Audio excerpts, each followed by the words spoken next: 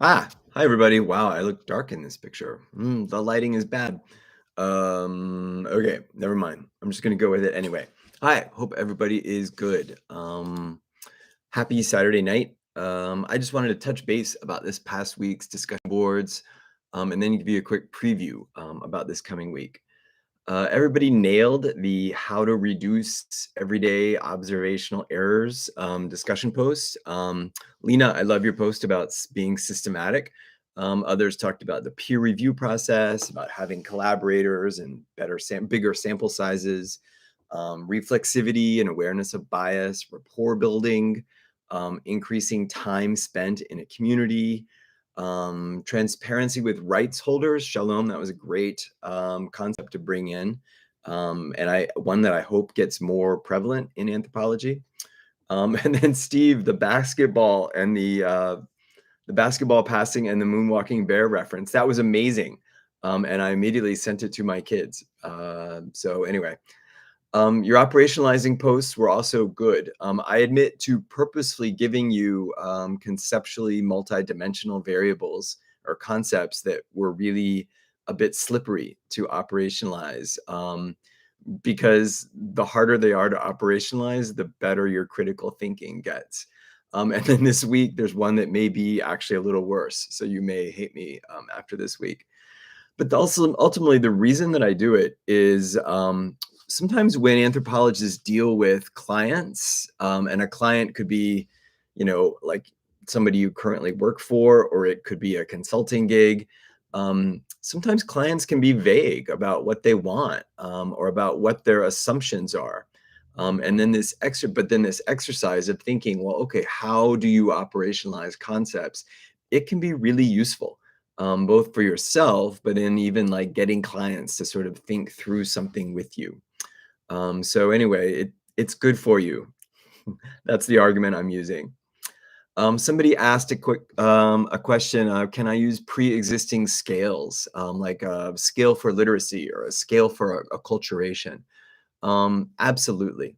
Just realize that not all of these scales, particularly things like actually anything that's a psychometric scale, things that psychologists often use, realize that not all of them are valid for all populations.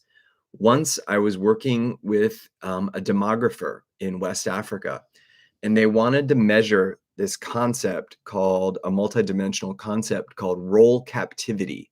And role captivity was how trapped do family level caregivers feel, caregivers of terminally ill patient family members, right? How trapped do they feel in their roles as a caregiver?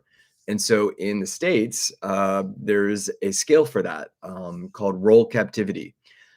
The problem was the questions in that scale were very, very obviously developed for a middle American kind of white middle class Iowa kind of audience.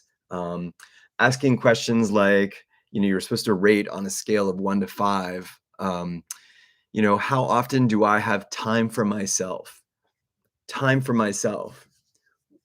West Africans don't use that expression, and they don't even think about time for yourself being like a good thing. Like to a typical West African, like having time for yourself, that's not something to be proud of, or not something you would even want to admit. You don't have or take time for yourself. So anyway, it just didn't make sense. So I had to point that out to him. Let's see. This coming week, it's a little bit of a conceptualizing research questions again. Conceptualizing research with hypotheses.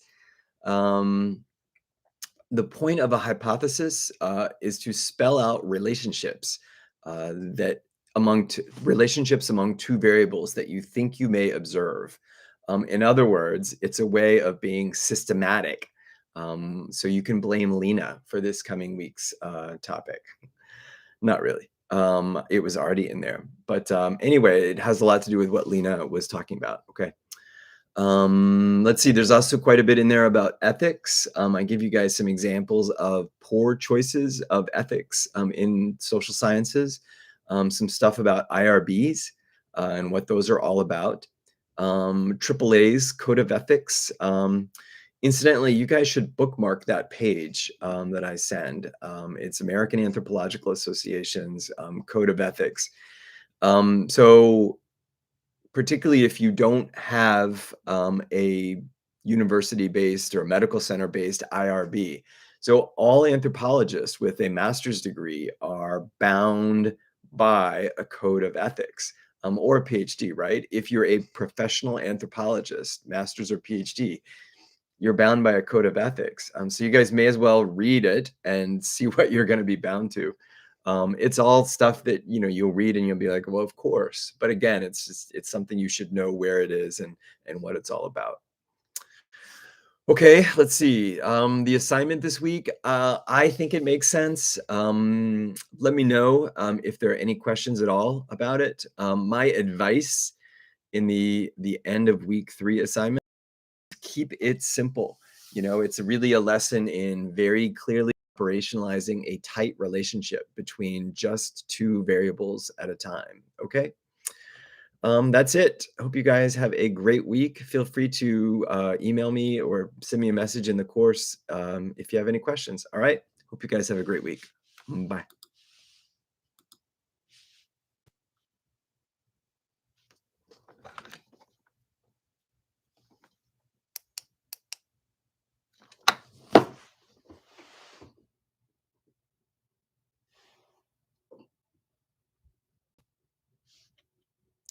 This is a Choctaw. This is a Choctaw area. Broken Bow is a Choctaw area. In the Choctaw area of Oklahoma, there's a high school called Broken Bow High School. They would have lacrosse games, Choctaw stickball. There'd be like Choctaw stickball games and football, but it is so cold.